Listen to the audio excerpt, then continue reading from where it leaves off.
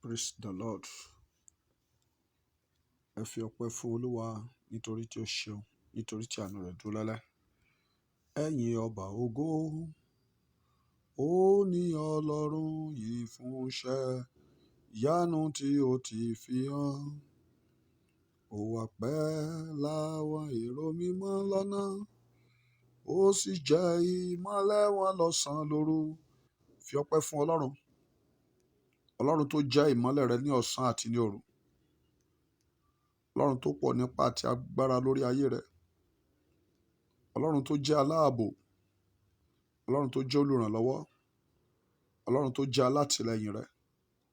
Fi ọpẹ́ fún ọba àwọn ọba, arúgbó ọjọ́ tó ń ṣiṣẹ́ agbára. Adàgbà má tẹ̀pá, Ọlọ́run tí ò sọ agbára nù. Ọlọ́run tí ò sọ ipò rẹ̀ nù lórí ayé rẹ. Ọlọ́run tó wà láàyè tí ayé ò fi rí ọ mú. Ibi tó wà yẹ, Ọlọ́run ló ṣààbò lórí ayé rẹ. Ìyìn Ọlọ́run tó ṣààbò lórí rẹ. Ìyìn Ọlọ́run tó pa ọ́ mọ́. Ìyìn Ọlọ́run tó dára sí ọ. Ìyìn fún iṣẹ́ agbára rẹ. Ìyìn fún títóbi rẹ. Ìyìn fún ìwàláàyè rẹ. Ìyìn fún àánú tí o rí gbà. Ìyìn fún ìrànlọ́wọ́ rẹ. Ìyìn fún iṣẹ́ àánú rẹ lórí rẹ. Ọlọ́run tí ó yọ ọwọ́ rẹ lórí ayé rẹ. Bí Ọlọ́run bá yọ ọwọ́ rẹ lórí ayé rẹ, ipò wo ni ayé rẹ bá wà? Ọlọ́run tó dára sí ọ, tó dára sí ilé rẹ. Fi ọpẹ́ fún Ọlọ́run. Bí o ṣe ń darapọ̀ mọ́ mi báyẹn, máa kọrin kan láti gbé orúkọ Ọlọ́run ga. Bí o ti ń darapọ̀ mọ́ mi báyẹn, ìwọ náà bẹ̀rẹ̀ sí kọ orin kan láti fi ìyìn fún orúkọ Ọlọ́run, láti fi títóbi oore rẹ̀ wọ̀n lórí ayé rẹ̀, láti fi iṣẹ́ ìyanu rẹ̀ wọ̀n. Gẹ́gẹ́ bí ọmọ tó mú oore, bẹ̀rẹ̀ sí yin orúkọ Olúwa. Bẹ̀rẹ̀ sí fi ọpẹ́ fún ọba àwọn ọba. Bẹ̀rẹ̀ sí pé ìwọ náà sọ oríkì Ọlọ́run tí o bá mọ̀. Pè ní alágbára. Pè ní oníṣẹ́ ìyanu. Pè ní adàgbà má tẹ̀pá. Arúgbó ìgbàanì. Bí o bá ti kú kò yí Ọlọ́run nípò padà. Ṣùgbọ́n torí pé ò kú, fi orí ọ̀fẹ́ yẹ kó fi gbé Jésù ga. Ó sàn ju àwọn tí ikú ti pa lọ o. Kì í ṣe pé o mọ̀ ọ́n ṣe o. Kì í ṣe mímọ̀ ọ́n ṣe rẹ o. Agbára rẹ kọ́ rárá. Mímọ̀ ọ́n ṣe rẹ kọ́. Tó bá mọ̀ pé o rí àánú gbà, mo fẹ́ kó máa kọ́mẹ̀ntì báyẹn pé Olúwa ẹ ṣé fún àánú tí mo rí gbà. Tó bá rí àánú gbà lóòótọ́, mo fẹ́ kó kọ́mẹ̀ntì síbẹ̀ pé Ọlọ́run ẹ ṣé fún àánú tí mo rí gbà. Bí o ti ń darapọ̀ mọ́ mi, bẹ̀rẹ̀ sí share rẹ̀. Share this program to invite your friends so that they can join us. Ọlọ́run fún mi ní àkòrí tó lágbára. Ọlọ́run bá mi sọ̀rọ̀ lórí ohun tó lágbára tí Ọlọ́run dẹ̀ fẹ́ kí a ṣiṣẹ́ lé lórí. Mẹ́sẹ̀jì tí Ọlọ́run fún mi náà ni áńgẹ́lì ìgbédìde. Áńgẹ́lì ìgbédìde. Ṣùgbọ́n kí a tó kọjá sínú program yẹn, kí a tó sọ̀rọ̀ lórí àkòrí yẹn, mo fẹ́ kó yin Ọlọ́run dáadáa. Òkú ò lè ṣe ohun tó ń ṣe yìí mọ́. Alààyè nìkan ló lè ṣe. Bíbélì sọ pé alààyè ẹ yin Ọlọ́run. Torí pé Ọlọ́run ṣe ọ́ lálààyè, fi ọpẹ́ yẹn fún Ọlọ́run. Fi ọpẹ́ yẹn fún Ọlọ́run. Ọlọ́run ẹ ṣé torí pé o dá mi sí. Kọrin kan láti inú ọkàn rẹ sí ọba àwọn ọba. Sọ pé Olúwa ẹ ṣé fún àánú tí mo rí gbà. Sọ pé Olúwa ẹ ṣé torí pé o dára sí mi. Olúwa ẹ ṣé torí pé mi ò dẹnu àrù káàkiri. Ọ̀pọ̀ ẹgbẹ́ mi ti kú. Ọ̀pọ̀ ẹgbẹ́ mi ti lọ. Ọ̀pọ̀ ló wà lẹ́wọ̀n. Ọ̀pọ̀ ló ń ṣe fáìn bàrà kiri. Tèmi ò bá lè dúpẹ́. A ṣe pé mi ò mọ̀re ni. Fi ọpẹ́ fún Ọlọ́run. Ọba tó pa ọ́ mọ́. Ọlọ́run tó jẹ́ aláàbò lórí ayé rẹ. Ó ní mo yin Ọlọ́run tó ń ṣàbò. Tó ń ṣàbò lórí ilé mi o. Mo yin Ọlọ́run tó ń ṣàbò. Tó ń ṣàbò lórí ayé wa o. Ó yá fi ọpẹ́ fún ààbò. Orí bí búburú ṣe pọ̀ tó nínú ayé, Ọlọ́run tí ò jẹ́ kí búburú kàn ọ́. Ọlọ́run tí ò jẹ́ kí ibi ó kàn ọ́. Ọlọ́run tí ò jẹ́ kí ibi ó kan ilé rẹ. Ọlọ́run tí ò jẹ́ kí ibi ó kan ìdílé rẹ. So mo fẹ́ kó dúpẹ́ lọ́wọ́ rẹ̀. Sọ pé Olúwa ẹ ṣé o. Sọ pé Ọlọ́run ẹ ṣé. Sọ pé Ọlọ́run ẹ ṣé fún àánú tí mo rí gbà ní ìgbà gbogbo. Fún oore ọ̀fẹ́ rẹ lórí ayé mi. Jésù ẹ ṣé o, Jésù ẹ ṣé o, Ọlọ́run tí ò jẹ́ kí ayé ó rí mi mú, Ọlọ́run tí ò jẹ́ kí ayé ó rí ọ mú, Ọlọ́run tí ò jẹ́ kí ayé ó tì ọ sí kòtò láìtọ́jọ́, o ò rógun ikú òjijì, o ò rógun ikú àìtọ́jọ́, ṣó dúpẹ́ lọ́wọ́ Ọlọ́run, àánú lórí gbà, ó ní àánú mo rí gbà o, mi ò lóhùn ìṣògo, àánú mo rí gbà o, mi ò lóhùn ìṣògo, mi ò máa dúra gbígbà nípa tàwẹ̀ mo yá ọ̀lẹ, ìwà mímọ́ mi kò gbé wọn, ṣùgbọ́n o síbẹ̀síbẹ̀ akọjú sí mi ṣe lóore, bàbá aláàánú mi, ẹ má ṣe o bàbá o. Dúpẹ́ lọ́wọ́ Ọlọ́run. Tó bá jẹ́ tọgbọ́n lọ́lọ́run fi ṣàánú, kò ní kan rú mi o láàyè. Tó bá jẹ́ tọ̀rọ̀ òye lọ́lọ́run fi ń gbéni ga, kò ní kan rú mi o láàyè. Àmọ́ o síbẹ̀síbẹ̀ akọjú sí wa ṣe lóore, bàbá aláàánú wa, ẹ má ṣe o bàbá o. Ṣó dúpẹ́ lọ́wọ́ Ọlọ́run, fi ògo fún orúkọ rẹ̀. Sọ pé Olúwa ẹ ṣé torí pé o dára sí mi. Olúwa ẹ ṣé. Bẹ́ẹ̀ ni, despite the fact that we are not faithful, I want to tell you that God is still faithful to us. Despite the fact that we are not righteous, our God is still righteous. Our God is still faithful. So celebrate the faithfulness of God upon your life. Celebrate the mightiness of God in every area that God has been so faithful to you. I want you to proclaim his faithfulness now. Declare his faithfulness by saying, thank you, Jesus. Yes, thank you, Jesus. Despite the fact that Satan are waging war to destroy you, God is still there, sustaining you, protecting you, and fighting on your behalf. So celebrate his mightiness. Celebrate the faithfulness of God. And as you are doing so, God will keep blessing you in the name of Jesus. Praise the living Jesus. Hallelujah.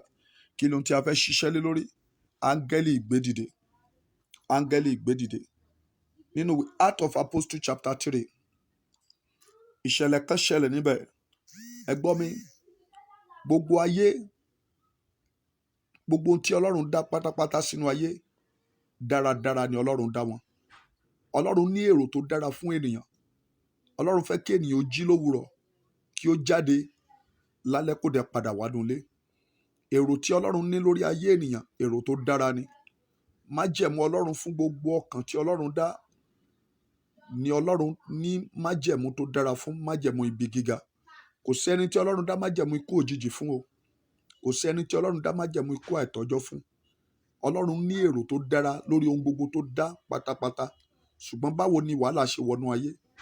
Báwo ni ibi ṣe wọnú ayé? Báwo ni ìdààmú ṣe wọnú ayé? Báwo ló ṣe di kí ènìyàn ó máa wá ọ̀nà tí ó gbà gòkè tí ò ní rí?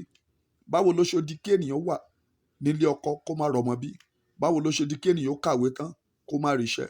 Báwo ló ṣe di kí ènìyàn ó di ẹni tó ń rù káàkiri nítorí àìsàn kan? Bẹ́ẹ̀ ni, nítorí pé Sátánì kọlù ènìyàn. Nítorí pé Sátánì kọlù ìrìn àjò ayé ènìyàn. Nítorí pé Sátánì ó nawọ́ ìkorò sínú ayé ènìyàn. Bíbélì jẹ́ kó yé wa pé nígbà tí ènìyàn sùn tán, ọ̀tá rẹ̀ wá, ó fún èpò sínú àlìkámà, ó sì bá tirẹ̀ lọ. Ọ̀pọ̀lọpọ̀ tó wà nínú ogun lónìí, ọ̀pọ̀lọpọ̀ tó wà nínú ìdààmú lónìí, kì í ṣe ètò Ọlọ́run rárá. Kì í ṣe májẹ̀mú Ọlọ́run fún ayé wọn nìyẹn. Àwọn kan ti gba kámú sínú ogun tí wọ́n wà. Inú ìdààmú tí ẹlòmíì wà, ẹlòmíì ti gba kámú síbẹ̀. Wọ́n ti gbàgbé ọ̀rọ̀ Ọlọ́run tó sọ nínú Psalm 50 verse 15 pé kí pè mí ní ọjọ́ ìpọ́njú, that I'm going to answer you and you are going to glorify me. Yes, God is giving you, God is calling you that you should call in the day of trouble. Ìyẹn ni pé kò sẹ́ni tí kò lè ní ìdojúkọ, kò sẹ́ni tí ò lè ní wàhálà. Bẹ́ẹ̀ ni, má dé tiẹ̀ mọ́ra. Kò sẹ́ni tí ò lè ní, kò sẹ́ni tí Sátánì ò kọlù. Kò sẹ́ni tí Sátánì ò dìde ogun sí. Ìkóríta tí Sátánì ti ń dìde ogun sí oníkálùkù ló yàtọ̀. Ìkóríta tí Sátánì ti ń gbógun ti oníkálùkù ló yàtọ̀. So don't let them be telling you stories that ogun tó ń là kọjá ẹ̀ máa yàtọ̀, ogun tó ń là kọjá ẹ̀ máa lágbára. Kò sí ẹni tí ò ní ìdojúkọ nínú ìrìn àjò tí a wà, ayé tí a wà yìí. Nítorí kíni? Torí ògo tí a gbé wáyé. Torí àwọn kan wà tí inú wọn ò dùn sí ìgbé ayé tó ń gbé. Ipe Ọlọ́run dá ọ sí, pé Ọlọ́run sí ọ lálàyé ọkàn. Inú ń bí àwọn kan fẹ́ kó o ti di òkú. Ṣùgbọ́n Ọlọ́run ni ò jẹ́ kí ìmọ̀ wọn ó ṣẹ lórí ayé rẹ̀. bẹ́ẹ̀ ni. So ohun tí à ń ṣiṣẹ́ lé lórí náà ni áńgẹ́lì ìgbédìde. Àyànfẹ́ Ọlọ́run, Sátánì ti kọlu ọ̀pọ̀lọpọ̀ ọmọ ológo. Ọ̀pọ̀ ayé ló ti yarọ, ọ̀pọ̀ ìgbéyàwó ló yarọ, ọ̀pọ̀ ọmọ iléèwé ọpọlọ wọn ti yarọ, ọ̀pọ̀ iṣẹ́ ló ti yarọ. Bẹ́ẹ̀ ni ọ̀pọ̀ ayé ló ti yarọ tó jẹ́ pé wọn ò ní ẹsẹ̀ láti rìn débi tó yẹ kí wọ́n rìn dé mọ́. Ohun tó yẹ kí wọ́n fi jẹ́ ènìyàn, ohun tó yẹ kí ayé wọn fi fọhùn nínú ògo, Sátánì ti kọlù ó sì ti gbà lọ́wọ́ wọn. Ohun tó yẹ kí wọ́n fi fọhùn nínú ògo láyé, Sátánì ti gbà lọ́wọ́ wọn. Ayé wọn wà lójú kan, ayé wọn wà nípò tí ayé ti ń bá wọn sunkún. Yes, ayé wọn wà nípò tí ayé ti ń bá wọn ṣe kíni, tí ayé ti ń fi wọn ṣẹlẹ́yà. And I want to declare to your life that mockery, yes, that Satan, what Satan has planted in your life, that make people to gather to mock you, God is terminating it now in the name of Jesus. I said, my God is putting an end to it now in the name of Jesus. Whatever you are passing through, whatever Satan has staged in your life in order to afflict you, in order to bring you down, in order to make people look down on you, yes, in order to cause shame and reproach upon your life, I see the mighty hand of God taking them away now in the name of Jesus. God is telling me now that I should tell you that He is setting you free now. Yes, He is delivering you now. Yes, He is speaking on your behalf now. I don't want to know. Mi ò fẹ́ mọ ohun tó ń là kọjá. But God, ẹni tó mọ ohun tó ń là kọjá, is telling me right now that your situation is over. Every situation in your life that make you to depend on people that cannot help you, every situation in your life that make people to look down on your God, God is turning it around for good now in the name of Jesus. You are having that testimony. Yes, you are having that breakthrough. All I want you to do is just to believe. Yes, just believe that God can do it. Yes, I don't want to know the affliction in your life. I don't want to know the situation in your life. All I know that God is capable. And when you believe that God is capable, I mean, God can do it. Yes. If your faith says yes, God will not say no. Yes. So I don't know what you are passing through right now. I don't want you to believe in the lies of Satan. I don't want you to believe in whatever Satan has been telling you. God is telling you another thing now. So I want you to believe in the report of God. Don't listen to the report of devil. Yes, he's never your creator. He's never your God. God has the final say in the name of Jesus. And what God has declared into your life will come to pass in Jesus' name. So, ọ̀pọ̀lọpọ̀ ayé ló ti yarọ bí ìgbé ayé ọkùnrin yìí, bí ìgbé ayé ọkùnrin tí ó wà nínú ìwé Acts of Apostles chapter 3 yìí. Wọ́n sọ pé from verse 2, wọ́n ní ọkùnrin yẹn wọ́n máa ń gbé ọkùnrin kan tí ó yarọ láti inú ìyá rẹ̀ wá.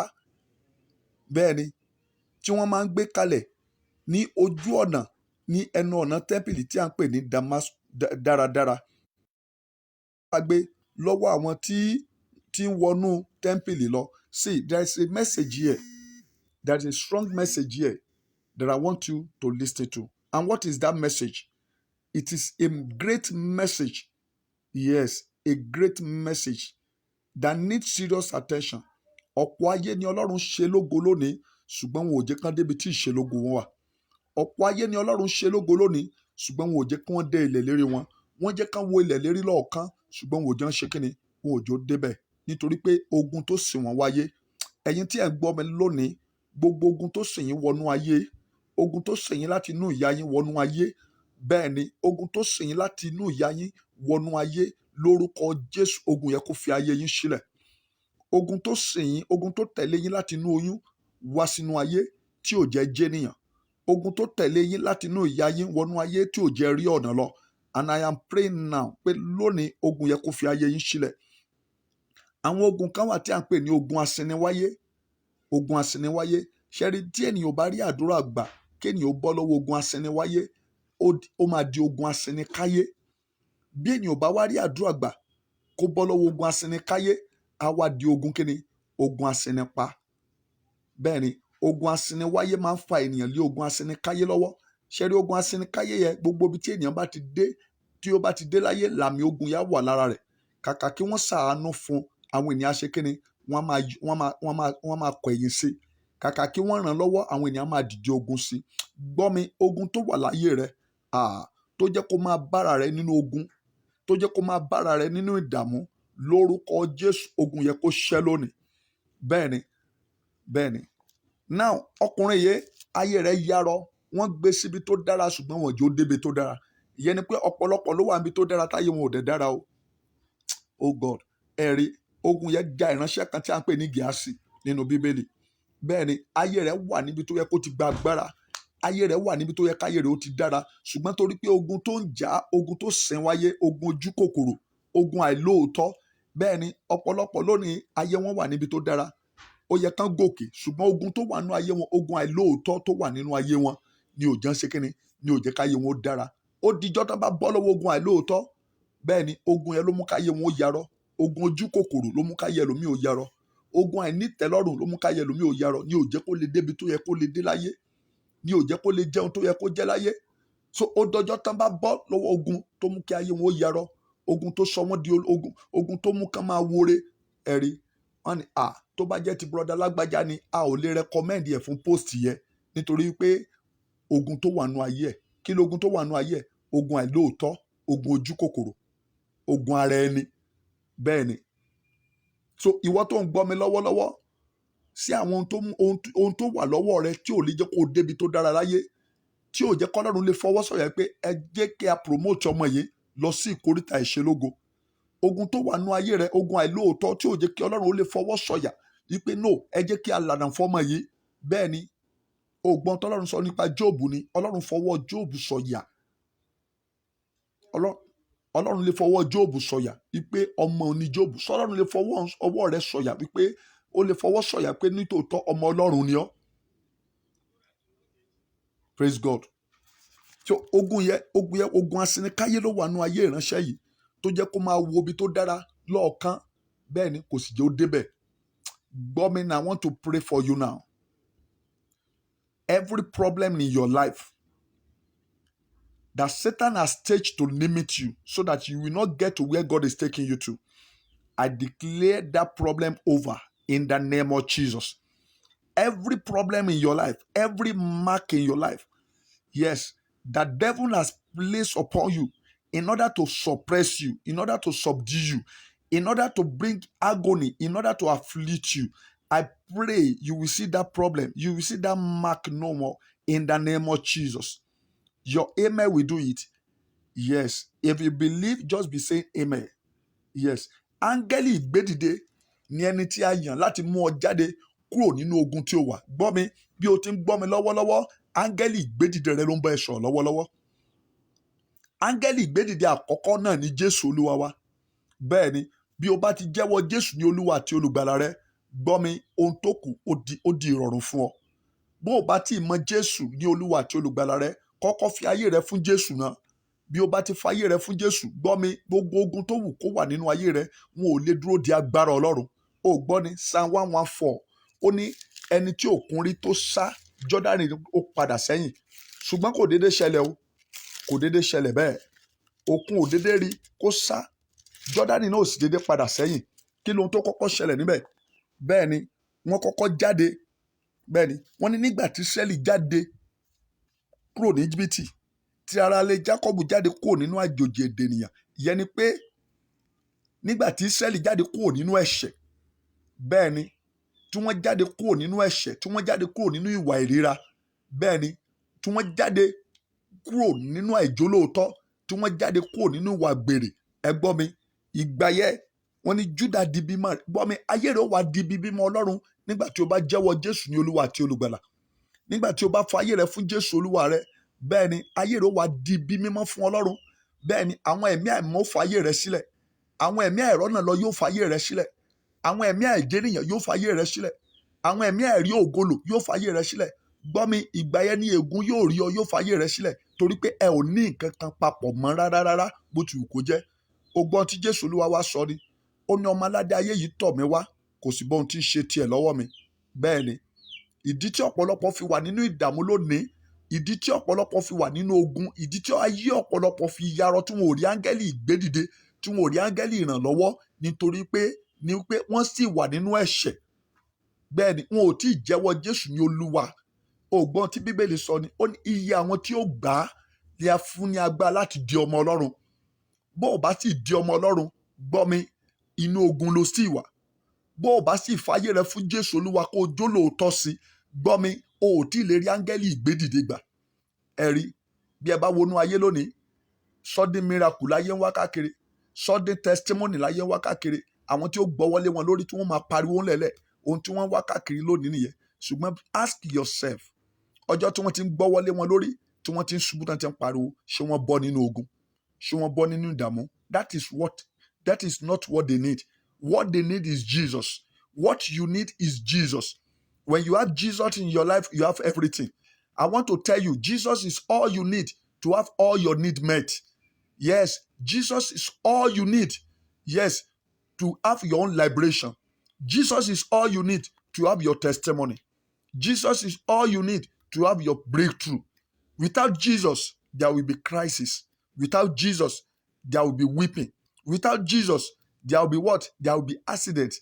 There will be afflictions. There will be temptations. But with Jesus, you become an overcomer. Yes. Wọ́n ní nígbà tí Ísírẹ́lì jáde kúrò nínú ẹ̀ṣẹ̀ wọn, tí wọ́n jáde kúrò nínú ìríra, tí wọ́n jáde kúrò nínú àìjólóòtọ́, tí wọ́n jáde kúrò nínú ìmọ̀ ara ẹni, bẹ́ẹ̀ ni ká máa fọgbọ́n ara wọn ṣe nǹkan, bẹ́ẹ̀ ni tí wọ́n jáde kúrò níbẹ̀, ìgbà ẹni Olúwa tó dìde ìrànlọ́wọ́ fún wọn. Gbọ́ mi, bí áńgẹ́lì ìrànlọ́wọ́ rẹ ó bá dìde sí ayé rẹ, bẹ́ẹ̀ ni ó gbọ́dọ̀ kọ́kọ́ fàyè rẹ fún Jésù. I used to say it, the failure of this generation, do you know the failure of this generation?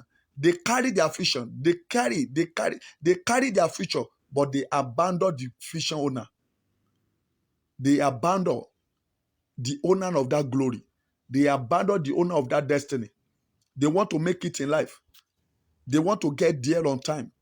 They want to have that prosperity. But they abandon Jesus. They abandon God. He's the creator of everything. When you abandon Jesus, you will live an empty life. When you abandon Jesus, you can't arrive your destination. Yes. So that is why you need to give your life to Jesus. Bó o bá sì fàyè rẹ fún Jésù, àbò o ti fàyè rẹ fún Jésù, o ti jáwọ́, o ti padà sínú ẹ̀ṣẹ̀. No, you need to go back to Jesus now. Jesus is the only way. Yes, is the way. Is the way out of every tribulations. Is the way out of every confusions. Is the way out of every sickness. Is the way out of every joblessness. Is the way out of every marital problem. Is the way out. Is the way out. Ó ní èmi ní ọ̀nà, òtítọ́ àti ìyè. Bẹ́ẹ̀ ni, kò sí ẹni tó tọ̀ Jésù wá tí ò ní nísinmi. Bẹ́ẹ̀ ni, ìgbà yẹn ni Olúwa wá dìde nítorí ọ̀rẹ́. Ó ní àwọn òkè ńlá fò bí àgbò, ìdí wá kúrò ní ọ̀nà rẹ̀. Ẹ̀rí, òkun ó rí, àwọn ogun lé, ogun ìdílé rẹ̀ á rí, á dẹ̀ kúrò. Bẹ́ẹ̀ ni, nígbà tó bá fàyè rẹ̀ fún Jésù, Jọ́dánì á padà sẹ́yìn, àwọn ogun tó lé ẹ, gbogbo wọn ó padà sí ẹ̀yìn. Bẹ́ẹ̀ ni, àwọn òkè ńlá fò bí àgbò àtàwọn òkè kékeré bí ọ̀dọ́ àgùntàn. Ẹ̀rí, wàá wá bèè lọ́wọ́ wọn. Bẹ́ẹ̀ ni, pé kí ló ṣe ọ́ ìwọ òkun tí ìwọ fi sá, ìwọ Jọ́dánì tó fi padà sẹ́yìn. Ẹ̀yin òkè láti ẹ fi fò bí àgbò àti òkè kékeré bí ọ̀dọ́ àgùntàn ni wárìrì ìwọlẹ̀ níwájú Olúwa Ọlọ́run Jákọ́bù, ẹni tó sọ àpáta ìbọn di adágún omi àti òkúta ìbọn di orísun omi. So nígbà tí áńgẹ́lì gbédìde rẹ bá dé, yóò ṣiṣẹ́ láti mú ọ jáde kúrò nínú ogun tó wà. Ṣùgbọ́n ohun àkọ́kọ́ tó ní láti ṣe ni pé kọ́kọ́ fi ayé rẹ fún Jésù Olúwa wa. Fi ayé rẹ fún Jésù Olúwa wa. Ìtàn ọkùnrin tí a ń sọ̀rọ̀ nípa rẹ̀, Acts of Apostles chapter 3, wọ́n máa ń gbé wá síbẹ̀ ni. Ayé fi pamọ́ sínú ìdààmú, ayé fi pamọ́ sínú ìnira, ayé sọ di atọrọjẹ, ayé sọ di alárìnkiri. Ó gbórí ògo wáyé ṣùgbọ́n òjò lórí ògo lò. Bẹ́ẹ̀ ni, ó gbórí ògo wáyé ṣùgbọ́n òjò kórí orí ògo lò. Torí pé áńgẹ́lì ìgbédìde rẹ̀ ò tí ì dé, ayé rẹ̀ wà lójú kan síbẹ̀. Ayé rẹ̀ wà nínú ìdààmú síbẹ̀. Ayé rẹ̀ wà nínú ogun síbẹ̀. Nítorí pé kò rí áńgẹ́lì ìgbédìde. Bí ẹ bá rí àwọn ènìyàn tó wà lókè lónìí, tí wọ́n jẹ́ ènìyàn ńlá, tí wọ́n rí ìrànlọ́wọ́ gbà ni wọ́n fi débẹ̀. Wọ́n rí áńgẹ́lì ìgbédìde ni wọ́n fi débẹ̀. Bí ènìyàn ò bá rí àkàsọ̀, kò sí bó ṣe fẹ́ gun òkè. Ọ̀pọ̀ ayé tó yarọ lónìí kò sẹ́ni tí ó gbé wọn dìde ni. Ogun ṣìgbọ́n ló di ẹlòmíì mọ́lẹ̀. Ogun ilé ló di ẹlòmíràn mọ́lẹ̀. Ègún ló di ẹlòmíràn mọ́lẹ̀. Kò ní ṣe pẹ̀lú ibi tí ayé wọn wà. Kò ní ṣe ayé wọn lè wà níbi tó dára. ṣùgbọ́n torí ohun tó dè wọ́n mọ́lẹ̀ bí wọn ò bá rí áńgẹ́lì ìgbédìde wọn ò ní jẹ́nìyàn. Ẹgbẹ́ ọkùnrin yìí o, wọ́n nígbà tí ó rí Pétérù òun Jòhánù bí wọ́n ti fẹ́ wọnú tẹ́ḿpìlì ó ṣagbe ẹ̀rí, ó ti gba kámú. Jẹ́jẹ́ mọ̀ pé ogun tó wà nínú ayé ẹlòmíì gan kò jẹ́ kó dá ìránṣẹ́ Ọlọ́run tó tọ́ mọ̀ mọ́. Ó ti bọ́ sọ́wọ́ àwọn tí ó máa gba, àwọn tí ó máa sọ àsọtẹ́lẹ̀ irọ́ sí, bẹ́ẹ̀ ni àwọn tí ó máa prophesy sí irọ́, ẹ̀rí òun náà ṣagbe rẹ̀. Ó ti rò pé ó fẹ́ kọlu àwọn olóore rẹ̀. Gbọ́ mi, gbogbo ẹ̀yin tí ẹ ti kọlu olóore yín, bẹ́ẹ̀ ni ẹ̀yin tí Sátánì ti mú kí ẹ kọlu àwọn tó yẹ kó ràn yín lọ́wọ́, ẹ̀yin tí Sátánì ti mú kí ẹ mọ̀ nígbàgbọ́ nínú àwọn tí Ọlọ́run fi ṣe áńgẹ́lì ìgbédìde yín mọ́. Mo gbàdúrà pé lónìí ẹ̀mí mímọ́ Ọlọ́run alààyè yóò dá ìgbàgbọ́ padà sínú yín. Àwọn tí a rán láti jẹ́ áńgẹ́lì ìgbédìde yín lórúkọ Jésù níbi tí wọ́n wà, lórúkọ Jésù wọ́n dìde fún ìrànlọ́wọ́ yín. Ẹ̀rí pé Pétérù àti Jòhánù wọ́n ṣe kíni? Wọ́n wo ọkùnrin yìí pé ohun tí ayé rẹ̀ nílò, ẹlòmíì ohun tí ayé rẹ̀ nílò kọ́ ló máa ń béèrè. Ṣùgbọ́n torí ogun tó wà nínú ayé rẹ̀, òun gan ti sọ ìrètí nù. Ó ti rò wípé kò sí ọ̀nà àbáyọ fóun mọ́. Ó ti rò pé òun ò lè jáde kúrò ní ogun tó wà. Don't give up. Don't give up. They say winners never quit. Yes. Winners never quit. And those that quit can never win.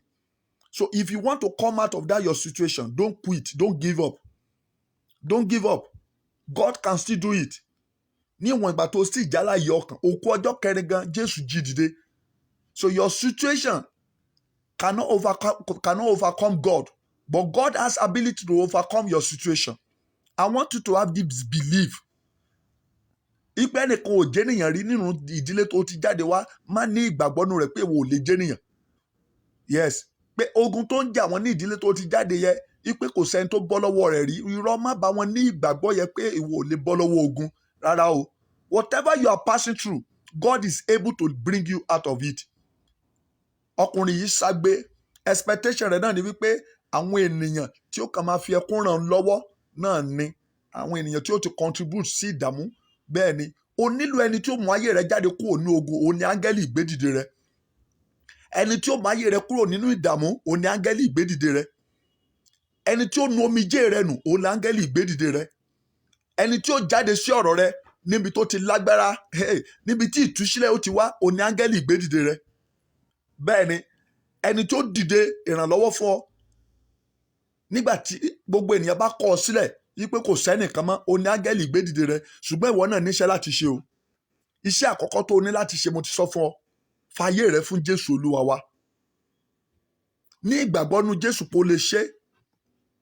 Ìwọ náà ìkẹta ni wípé má sọ ìrètí nù. Má sọ ìrètí nù rárá o. Má sọ ìrètí nù. Wá gbọ́n tí Pétérù sọ fún ọkùnrin yẹn. Pétérù wá sọ fún pé gbọ́ mi, ìwọ ọkùnrin yìí tó ń wá ìrànlọ́wọ́ látọwọ́ wa. Nígbà tí ó rí Pétérù òun Jòhánù bí wọ́n ti fẹ́ wọnú tẹ́ḿpìlì, ó ṣagbe. Pétérù tẹ́jú mọ́ pẹ̀lú Jòhánù, ó ní wò wá. Ó sì fiyè sí wọn. Ó ń retí àti rí nǹkan gbà lọ́wọ́ wọn. Kí ni ìwọ náà ń retí láti rí gbà lọ́wọ́ Ọlọ́run? Kí ló ń retí? Ṣé ìtúsílẹ̀ ló ń retí láti rí gbà lọ́wọ́ Ọlọ́run? Ṣé ìwòsàn ló ń retí láti rí gbà lọ́wọ́ Ọlọ́run? Ṣé ìsinmi ìfọ̀kànbalẹ̀ lọ́nà gbogbo ló ń retí àti rí gbà lọ́wọ́ Ọlọ́run? Iṣẹ́ ló ń retí àti rí gbà lọ́wọ́ Ọlọ́run ni? Ìṣẹ́gun ló ń retí àti rí gbà lọ́wọ́ Ọlọ́run? Bíborí àlákàlà ló ń retí àti rí gbà lọ́wọ́ Ọlọ́run? Ọkọ gidi ló ń retí àti rí gbà lọ́wọ́ Ọlọ́run? Ìyàwó gidi ló ń retí àti rí gbà lọ́wọ́ Ọlọ́run? Gbọ́ mi, ọ̀nà àbáyọ ni wọ́n náà ń retí láti rí gbà lọ́wọ́ Ọlọ́run. Ọlọ́run lè ṣe. Tẹ́jú rẹ mọ́ Jésù Olúwa wa. Tẹ́jú rẹ mọ́ Jésù, òun nìkan ni alágbára tó lè gbọ́. Tẹ́jú rẹ mọ́ Jésù, òun nìkan ló lè ṣe o. Ó ní ṣẹ́gun làwa nìyẹn, Jésù àbánidárò. Ọ̀rọ̀ rẹ̀ mú ni láradá, wá gbọ́ ohùn ti Jésù. Ìró dídùn lórí ìsẹ́ra, orúkọ dídùn lẹ́nu rẹ̀. Orin tó dùn jù lọ ní Jésù, Jésù, Jésù. Ó nìkan ní alágbára tó lè bọ́ ọ ṣe. Bí ẹnìkan bá ń fọwọ́ sọ̀yà ipò ní ọ̀nà àbáyọ sí ogun ayé rẹ, mo sọ pé irọ́ ni. Ó dìgbà tí Jésù bá dìde lórí ọ̀rọ̀ rẹ kí ènìyàn tó lè dá nǹkan kan ṣe. Ó dìgbà tí Jésù bá dìde lórí ọ̀rọ̀ rẹ kó tó gbé ènìyàn tí ó lò dìde. Ó dìgbà tí o bá gbé iṣẹ́ ayé rẹ lé Jésù lọ́wọ́ tó ń retí àti rí nǹkan gbà lọ́wọ́ rẹ̀ kó o tó rí ìrànlọ́wọ́ gbà. Bẹ́ẹ̀ ni ìwọ àti ọ̀rẹ́ tí ó ràn ọ́ lọ́wọ́ lè máa jọ gbénu ilé kan kó dẹ̀ máa ràn ọ́ lọ́wọ́ torí pé Jésù ò tí ì dìde nítorí ọ̀rọ̀ ayé rẹ. Ìwọ àtọkọ rẹ lè máa gbénu ilé kó má rí ọ láti ràn lọ́wọ́, kó máa ran ará ìta lọ́wọ́. Bẹ́ẹ̀ ni áńgẹ́lì ìgbédìde rẹ ló ti gbàdúrà sí kó dìde fún ìrànlọ́wọ́ rẹ o. Bẹ́ẹ̀ ni ẹ̀gbọ́n àtàbúrò lè jọ máa sunu ilé kan papọ̀ kó máa ran ará ìta lọ́wọ́ kó sì máa ran àbúrò rẹ̀ lọ́wọ́. Bẹ́ẹ̀ ni ìwọ ni wàá gbàdúrà sí Ọlọ́run kó gbé áńgẹ́lì ìgbédìde tirẹ̀ dìde.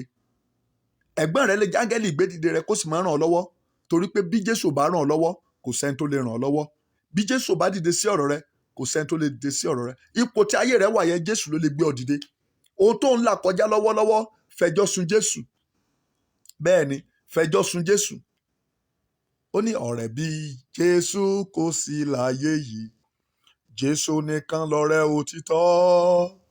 Ọ̀rẹ́ ayé yìí lè kọ̀ wá sílẹ̀, ṣùgbọ́n Jésù kò jẹ́ gbàgbé wa. Kò jẹ́ gbàgbé wa o wa, kò jẹ́ gbàgbé wa.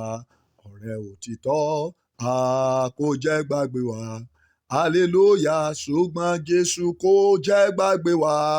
Jésù ò ní ever gbàgbé ẹ. God cannot abandon you. Jesus cannot forget you. Bó ti wù kí ayé rẹ ó rí, don't give up. Don't give up.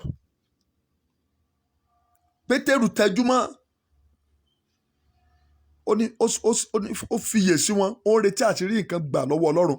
Kí ni ìwọ náà ń retí àti rí gbà? Má wo ọwọ́ ènìyàn mọ́. Ọwọ́ Ọlọ́run ni kó o wò fún ìrànlọ́wọ́. Wòlíì rẹ ni áńgẹ́lì ìgbédìde rẹ. Nígbà tí o bá bá wòlíì rẹ pàdé, ìgbédìde rẹ yóò rọrùn. Ṣùgbọ́n bó o bá sì bá wòlíì rẹ pàdé, ìgbédìde rẹ yóò nira. Bẹ́ẹ̀ ni, gbọ́ mi, ọ̀rọ̀ àsọtẹ́lẹ̀ tó ń gbọ́ lọ́wọ́lọ́wọ́ yóò jẹ́ áńgẹ́lì ìgbédìde fún ọ. Mo fẹ́ kí a gbàdúrà, gbólóhùn méjì àdúrà náà ni. Kí lóhun tó ṣẹlẹ̀? Pétérù wípé wúrà, fàdákà ohun ti wúrà, èmi kò ní, ṣùgbọ́n ohun tí èmi ní nìyí, mo wí fún ọ ní orúkọ Jésù Kristi ti Násárẹ́tì, dìde kí o sì máa rìn. Hey! Ọ̀rọ̀ jáde àṣẹ tẹ̀lé o. Kí ló ń retí àti rí gbà lọ́wọ́ Ọlọ́run? Wúrà àti fàdákà èmi náà ò ní o. Bẹ́ẹ̀ ni, ṣùgbọ́n ní orúkọ Jésù Kristi ti Násárẹ́tì, ohun gbogbo tí ìwọ náà ń retí àti rí gbà lọ́wọ́ Ọlọ́run, ó yá máa gbà báyìí. Ọlọ́run kò fi lé ọ lọ́wọ́. Ẹ̀mẹ́mọ́ fi lé ọ lọ́wọ́. Ẹ̀mẹ́mọ́ fi lé ọ lọ́wọ́. Máa sàmì báyẹn. Máa sàmì báyẹn. Kí ló ń retí? Kí ló ń retí? Mo fẹ́ kó bẹ̀rẹ̀ sí dárúkọ ohun tó ń retí báyìí. Bẹ́ẹ̀ ni, èmi náà máa fi àṣẹ sí, yóò dẹ̀ tẹ̀ ọ́ lọ́wọ́. Bẹ́ẹ̀ ni, èmi náà máa fi àṣẹ sí. Kí ló ń retí àti rí gbà lọ́wọ́ Ọlọ́run? Gbogbo tó ń retí àti rí gbà lọ́wọ́ Ọlọ́run, wúrà àti fàdákà, èmi náà ò ní. Mi ò lágbára àti yanjú tó ń ṣe kíni tó ń retí àti rí gbà lọ́wọ́ Ọlọ́run. Ṣùgbọ́n ní orúkọ Jésù Kristi ti Násárẹ́tì, ohun gbogbo tó ń retí àti rí gbà lọ́wọ́ Ọlọ́run, ẹ̀mẹ́mọ́ fi lé ọ lọ́wọ́. Lórúkọ Jésù, ó yá máa gba ẹ̀rí lórí ẹ̀. Máa gba lẹ́tà ayọ̀. Ọmọ ilẹ̀ ń retí àti rí gbà lọ́wọ́ Ọlọ́run, ó yá gba ọmọ yẹn. Ìsinmi nílé ọkọ, ìsinmi lọ́nà gbogbo ló ń retí àti rí gbà lọ́wọ́ Ọlọ́run, ó yá gba ìsinmi. Ìwòsàn ló ń retí àti rí gbà lọ́wọ́ Ọlọ́run, lórúkọ Jésù, ó yá gba ìwòsàn. Ọ̀nà àbáyọ nínú ogun kan ni ló ń retí àti rí gbà lọ́wọ́ Ọlọ́run, lórúkọ Jésù, ó yá gba ọ̀nà àbáyọ. Ẹ̀mẹ́mọ́ kó lànà fún ọ. Lórúkọ Jésù, ẹ̀mẹ́mọ́ kó lànà fún ọ. Kí ló ń retí àti rí gbà lọ́wọ́ Ọlọ́run sẹ́ẹ̀? Èmi ò mọ tó ń retí àti rí gbà, ṣùgbọ́n mo fẹ́ kó bẹ̀rẹ̀ sí kọ́mẹ̀tì àmì báyẹn, máa kọ́mẹ̀tì àmì. Bẹ́ẹ̀ ni bí àsọtẹ́lẹ̀ ṣe ń jáde, gbogbo tó ń retí àti rí gbà lọ́wọ́ Ọlọ́run. Bíbélì sọ pé the expectation of the righteous shall not be cut off. Your expectation will not be cut off. In the name of Jesus. What you are expecting from God, God will give it to you. In the name of Jesus. I said what you are expecting from God. Ohun tó ń retí láti ọwọ́ Ọlọ́run, bẹ́ẹ̀ ni ohun tó ń wojú Ọlọ́run fún, ẹ̀mẹ́mọ́ fi lé ọ lọ́wọ́ báyìí. Yes, ó bẹ̀rẹ̀ sí tì ọ lọ́wọ́. Láàárín òní sí ọjọ́ méje, gbogbo ẹ̀yin tí ẹ ní ìgbàgbọ́ nínú ìpè yìí, lórúkọ Jésù, ohun gbogbo tí ẹ retí lọ́wọ́ Ọlọ́run láàárín òní sí ọjọ́ méje, ó yá kó tẹ̀ yín lọ́wọ́. Lórúkọ Jésù, Olúwa kó ṣe fún yín. Yes, nínú agbára Ọlọ́run, Ọlọ́run kó ṣe fún yín. Ẹ̀yin tí ẹ mọ Ọlọ́run ni o. Ẹ̀yin tí ẹ mọ Ọlọ́run ni mò ń gbàdúrà yẹn fún lọ́wọ́lọ́wọ́. Ẹ̀yin tí ẹ máa gbára rẹ̀, ẹ̀yin náà lẹ́ ń sàmì yẹn. ẹ̀yin tẹ́ mọ títóbi Ọlọ́run, ẹ̀yin lẹ́ ń gbàdúrà, lẹ́ ń sàmì yẹn, ẹ gbọ́ mi. Bíbélì wípé wúrà àti fàdákà kò sóhun tí a ní, ṣùgbọ́n àwa ní ẹnìkan tí a fún wa ní orúkọ rẹ̀ tó ju gbogbo orúkọ lọ, pé ní orúkọ Jésù kí gbogbo eékún kí ó máa wólẹ̀, kí gbogbo àwọn kó sì máa jẹ́wọ́ pé Jésù Kristi ni Olúwa, fún ògo Ọlọ́run Baba, fún ògo Ọlọ́run Ọmọ, fún ògo Ọlọ́run Ẹ̀mí Mímọ́. Ohun gbogbo tó ń retí, ayọ̀ tó ń retí lọ́wọ́ Ọlọ́run, ìgbéga tó ń retí lọ́wọ́ Ọlọ́run, ìfọ̀kànbalẹ̀ tó ń retí lọ́wọ́ Ọlọ́run, bíbọ́ lọ́wọ́ ogun tó ń retí lọ́wọ́ Ọlọ́run, bíbọ́ lọ́wọ́ ègún tó ń retí lọ́wọ́ Ọlọ́run, ìsinmi, bẹ́ẹ̀ ni ohun gbogbo tó ń retí lọ́wọ́ Ọlọ́run tó wà nínú ọkàn rẹ, tó ń rò nínú ọkàn rẹ yẹn, lórúkọ Jésù Kristi ti Násárẹ́tì, ó yá Olúwa kó dán ọ lóhùn lórí ẹ̀. Lórúkọ Jésù, Olúwa kó dán ọ lóhùn lórí ẹ̀. Gbogbo ẹ̀yin tí ayé ń pọ́n lójú, ẹ gbọ́ ọ̀rọ̀ Olúwa lẹ́nu mi. Lórúkọ Jésù, ó yẹ gba ìtúsílẹ̀. Ẹ̀yin tí Sátánì ti gbèrúgbè ogun kan sínú ayé rẹ̀, ní orúkọ Jésù, ó yẹ gba ìtúsílẹ̀. Ẹ̀yin tí àjẹ́ ń pọ́n lójú oorun, ẹ̀yin tí àwọn alágbára òkùnkùn ń jẹ níyà lójú oorun, ní orúkọ Jésù, ó yẹ gba ìtúsílẹ̀. Kí ni ohun tó ṣẹlẹ̀? Nígbà tí Pétérù sọ ọ̀rọ̀ àṣẹ yẹn jáde, ó fà á ní ọwọ́ ọ̀tún, ó sì gbé dìde. Ní ojú kan náà, ẹsẹ̀ rẹ̀ àti egungun kókósẹ̀ rẹ̀ sì mókun, ó sì ń fò sókè, ó dúró, ó sì ń bẹ̀rẹ̀ sí rìn, ó sì ń bá wọn wọ inú tẹ́ḿpìlì lọ, ó rìn, ó sì ń fò, ó sì ń yin Ọlọ́run lógo. Gbọ́ mi, àmín ni kò ṣe. Oh God, in the name of Jesus. Yes, God is doing something great now. Yes, nínú ayé àwọn tó ń sàmì, I can see the hand of God moving now. I can see the touch of God upon you now. I can see God rewriting your destiny now. I can see God giving you a new story now. I can see God giving you a new song now. I can see God giving you a breakthrough, a testimony that beyond your capacity. I can see God giving you what devil cannot withstand, what devil cannot stop, in the name of Jesus. Yes, it is time for celebration. Yes, it is your time. It is your season of celebration. It is your season of testimony, in the name of Jesus. Yes, it is not over with you. Yes, I can see it clearly, and I am declaring it. It is not over. It is not over. Yes, there is an overflow anointing upon you now. There is a massive grace working for you now. Yes, the mighty hand of God is working behind your case now. Yes, it's working. Yes, it is not over. Yes, àwọn ènìyàn tó rí ọ lánàá, they will see you today and they will celebrate with you. Àwọn tó dá ọmọ nínú ogun lánàá, wọ́n á rí ọ nínú ẹ̀rí lónìí. They will see you in testimony today and they will glorify the name of God. Yes, those that have, àwọn tó ti fi ogun mọ̀ ọ́, yes, àwọn tó mọ̀ ọ́ mọ ogun, àwọn tó mọ̀ ọ́ mọ wàhálà, àwọn tó mọ̀ ọ́ mọ ìdààmú, àwọn tó mọ̀ ọ́ mọ ẹkún. Oh, as the power of God is moving now, they will see you today, henceforth, and they begin to celebrate with you. Yes, àwọn tó rò pé ó ti tán fún ọ, àwọn tó rò pé ò lè jẹ́ ènìyàn mọ́. Yes, àwọn tó rò pé ò lè jẹ́ ènìyàn mọ́. Yes, they will see the mighty hand of God moving on your behalf, liberating you, setting you free, releasing all the captive. Yes, and they will rejoice with you. Oh, I want to pray for somebody. Testimony that will make your enemy surrender to God. God is giving you now. Yes. Testimony, miracle that will make your family to gather and praise your God with you. Yes. God is releasing it for you now. Yes. Do you believe? If you believe, say, yes, I believe. If you believe, say, yes, it is my portion. Yes. I said, testimony that will look like you are dreaming. Testimony, breakthrough, upliftment. Yes. Peace.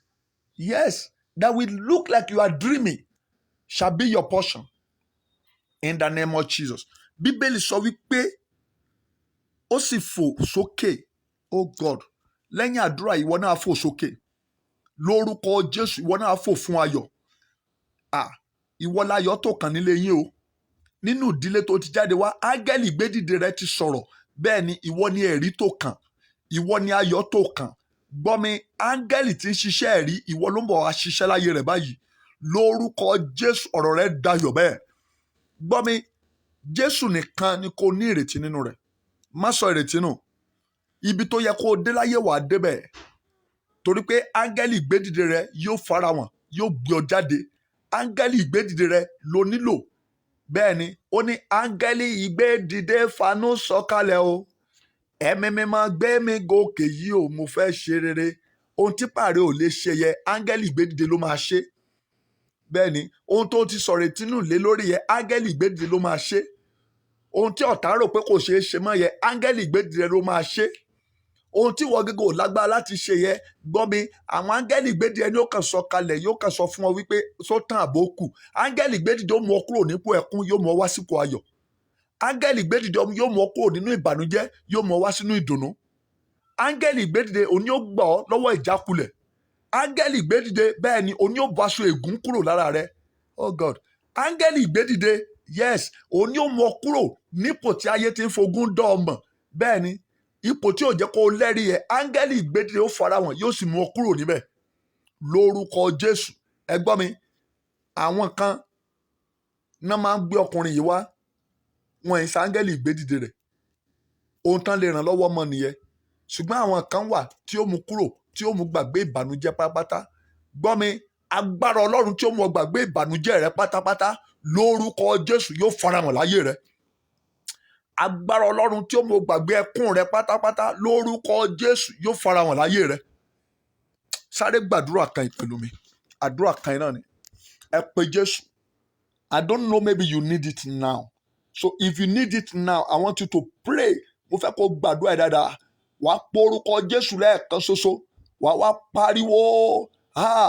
Ọlọ́run Ayọ̀ Babalọ́lá o. Mo ti nílò áńgẹ́lì ìgbédìde mi nípò tí mo wà yìí. Jẹ́ kí áńgẹ́lì ìgbédìde mi ó farahàn. Mo ti nílò áńgẹ́lì ìgbédìde ní ààyè tí mo wà yìí. Ṣebí ìwọ náà mọ ipò tó wà lọ́wọ́lọ́wọ́? Bẹ́ẹ̀ ni, ipò tó wà, báńgẹ́lì ìgbédìde ò bá yọjú, ò lè kúrò níbẹ̀ o. Bí áńgẹ́lì ìgbédìde ò bá yọjú sí ọkùnrin yẹn, bẹ́ẹ̀ ni ipò tó wà, ipò ìbànújẹ́ náà ni ó wà síbẹ̀, kò ní lè fò fáyọ̀. Ẹ gbọ́ mi, áńgẹ́lì ìgbédìde ni ò tí ì farahàn, ni ò jẹ́ kó lè fò fáyọ̀. Ayọ̀ wà nínú ayé rẹ, ṣùgbọ́n áńgẹ́lì tí ó mú kó fò fáyọ̀ ni ò tí ì dé.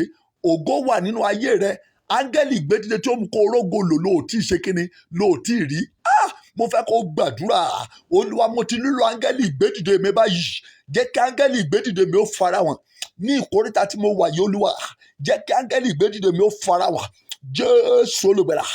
Jẹ́ kí áńgẹ́lì ìgbédìde mi ó farahàn. Ó yá, bẹ̀rẹ̀ sí gbàdúrà yẹn. Pariwo, áńgẹ́lì ìgbédìde mi farahàn. Áńgẹ́lì ìgbédìde mi ó yá farahàn. Áńgẹ́lì ìgbédìde mi ó yá farahàn. Áńgẹ́lì ìgbédìde mi ó yá farahàn. Ẹ gbọ́ mi, Jésù Olúwa wa, àmín. Àdúrà yẹn náà la fẹ́ gbà. Ẹyọkan àdúrà yẹn náà nìyẹn. Ẹyọkan àdúrà tá a fẹ́ gbà nìyẹn. Oh God, mo fẹ́ kó gbàdúrà yẹn dáadáa. O nílò áńgẹ́lì ìgbédìde. Bẹ́ẹ̀ ni, kò sí fútbọ́là tó dédé di star lójijì. Áńgẹ́lì ìgbédìde kan ló sọ̀rọ̀ fún wọn. Bẹ́ẹ̀ ni, Messi ò di star lójijì. Áńgẹ́lì ìgbédìde kan ló sọ̀rọ̀ fún. Ronaldo ò di star lójijì. Áńgẹ́lì ìgbédìde ló sọ̀rọ̀ fún. Ẹ̀sìkáyà ò di, bẹ́ẹ̀ ni, bàbá wa general evangelist Ẹ̀sìkáyà, bẹ́ẹ̀ ni, kò di star, kò di wòlíì àgbáyé lójijì. Áńgẹ́lì ìgbédìde ló sọ̀rọ̀ nípa ayé rẹ̀. Ẹ gbọ́ mi, Anna ti ń lọ sí Sílò lọ́dọọdún. Bẹ́ẹ̀ ni, ọjọ́ tó bá áńgẹ́lì ìgbédìde rẹ̀ pàdé, ọjọ́ ẹ̀ ló dọlọ́mọ. Obìnrin onísun ẹ̀jẹ̀, ẹ gbọ́ ni, Bíbélì sọ wípé ojú rẹ̀ ti rí púpọ̀ lọ́dọ̀ àwọn, ó ti ná ohun gbogbo tó ní. Ohun gbogbo tó ní ni wọ́n ti gbà lọ́wọ́ rẹ̀. Bóyá àwọn náà wọ́n ti gbọ́ gbogbo tó ní lọ́wọ́ rẹ̀ tán. Àwọn wòlíì èké ti gbá ọ. Bẹ́ẹ̀ ni, o ò tí ì bá áńgẹ́lì ìgbédìde rẹ̀ pàdé ni. Mo fẹ́ kó gbàdúrà. Bó o bá fẹ́ kúrò nípò tó wà yẹn, ipò tínú rẹ̀ ò dùn sí ẹ, bó o bá fẹ́ kúrò níbẹ̀. Bó o bá fẹ́ kúrò níbi táyé mú kó yárọ sí, mo fẹ́ kó gbàdúrà dáadáa. Olúwa, mo ti nílò áńgẹ́lì ìgbédìde mi. Jẹ́ kí áńgẹ́lì ìgbédìde mi ó farahàn. Jẹ́ kí áńgẹ́lì ìgbédìde mi ó farahàn. Jẹ́ kí áńgẹ́lì ìgbédìde mi ó farahàn. Jésù Olùgbàlà, láàrin òní sọ́jọ́ méje, mo nílò áńgẹ́lì ìgbédìde mi. Áńgẹ́lì ìgbédìde mi ó yá farahàn. Ó yá pé Jésù, máa gbàdúrà yẹn. Áńgẹ́lì ìgbédìde fanú sọ̀kalẹ̀ o. Ẹ̀mí mímọ́ gbé mi gòkè yìí o, mo fẹ́ ṣeré. Òkè tí bàbá mi gùn tó jábọ́. Òkè tí ìyá mi gùn tó jábọ́. Òkè tí ẹ̀gbọ́n mi gùn kò jábọ́ o. ẹ̀mí mi máa gbé mi gòkè yìí o, mo fẹ́ ṣe rere. Áńgẹ́lì ìgbédìde ó yá fara wà. Áńgẹ́lì ìgbédìde mi bolo wà. Áńgẹ́lì ìgbédìde mi ó yá fara wà. Ìwọ obìnrin tó jágẹ́lì ìgbédìde mi ó yá fara wà. Mo ti nílò rẹ báyìí. Ìwọ ọkùnrin tó jágẹ́lì ìgbédìde mi ó yá fara wà. Ní orúkọ Jésù, gbogbo bí jágẹ́lì ìgbédìde mi wà, Jésù olùgbàlà ó yá ṣàwárí ẹ̀ fún mi. Ṣàwárí ẹ̀ fún mi. Áńgẹ́lì ìgbédìde mi dà. Olúwa ṣàwárí ẹ̀ fún mi. Ní orúkọ Jésù, Olúwa ṣàwárí ẹ̀ fún mi. Ọlọ́run gbọ́ àdúrà. Jésù Olúwa wa, àmín. Mo fẹ́ kó tú àdúrà ìgbà. Sórí ìyàtọ̀ tó wà láàárín àwọn ènìyàn tó wà lókè, bẹ́ẹ̀ ni, àti àwọn ènìyàn tó wà nísàlẹ̀ ní áńgẹ́lì ìgbédìde. Àwọn ènìyàn tó ṣe kíni? Àwọn ènìyàn tó wà nísàlẹ̀, àwọn náà gbórí ògo wáyé o, ṣùgbọ́n wọn ò rí áńgẹ́lì ìgbédìde tí ó gbé wọn gòkè ni.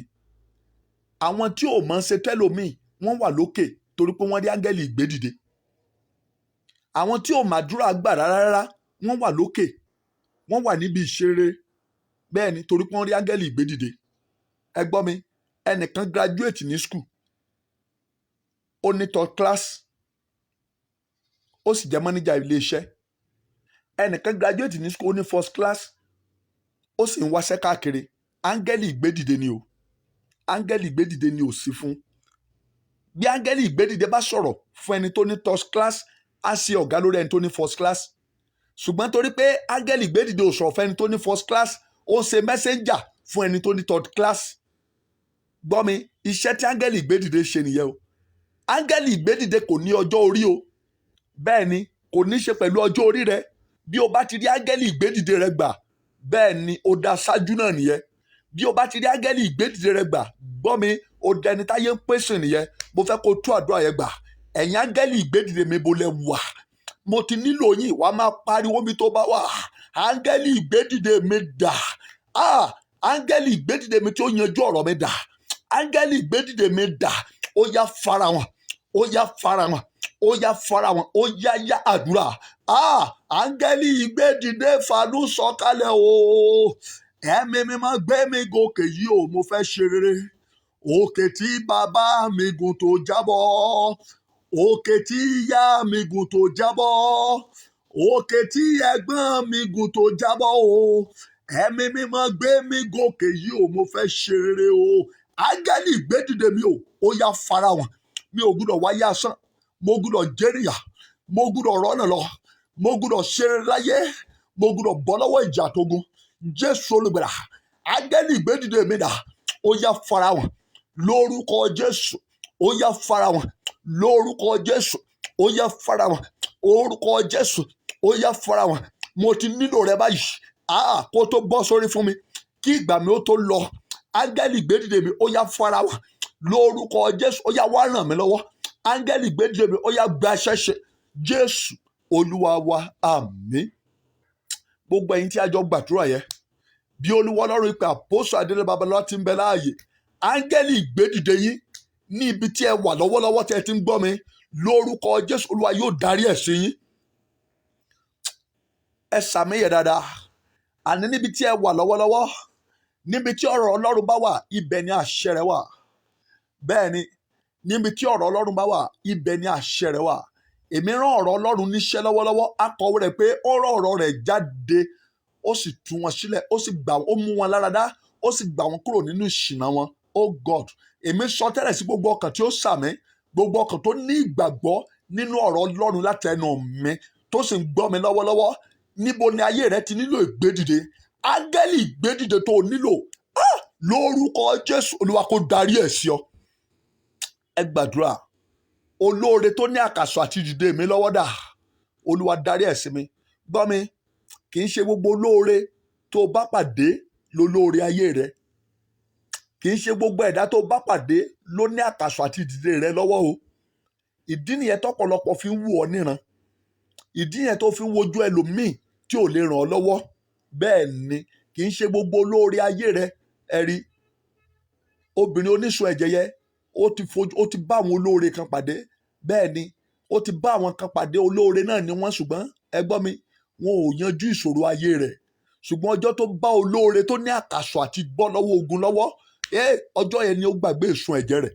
Mo fẹ́ kí wọn náà gbàdúrà. mo fẹ́ kó gbàdúrà. Ẹ̀yin olóore tẹ ní àkàsọ̀ àti gòkè mi lọ́wọ́, wàá máa pariwo, ó yẹ farahàn báyìí. Ẹ jáde sí ọ̀rọ̀ mi. Ẹ̀yin olóore tó ní àkàsọ̀ àti gòkè mi lọ́wọ́, ó yẹ farahàn. Olóore tó ní àkàsọ̀ àti dìde mi lọ́wọ́, ó yẹ farahàn. Ó yá yẹ́yá àdúrà ní orúkọ Jésù, ní orúkọ Jésù, ní orúkọ Jésù. Gbogbo olóore tó ní àkàsọ̀ àti gòkè mi lọ́wọ́, níbo lẹ́wà? Mo ti nílò yín báyìí. Ó yẹ farahàn lórúkọ Jésù.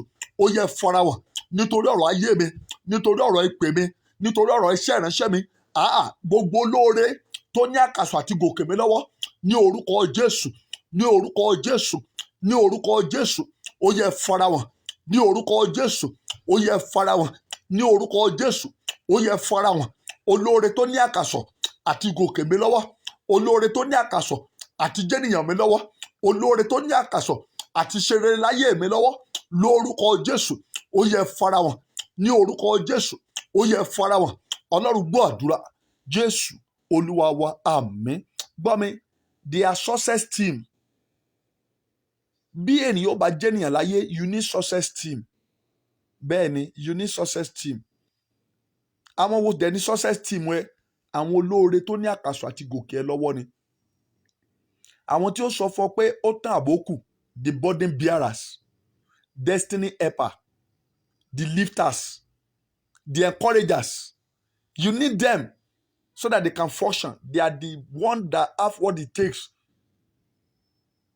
to secure your success, to secure your breakthrough, to secure your testimony.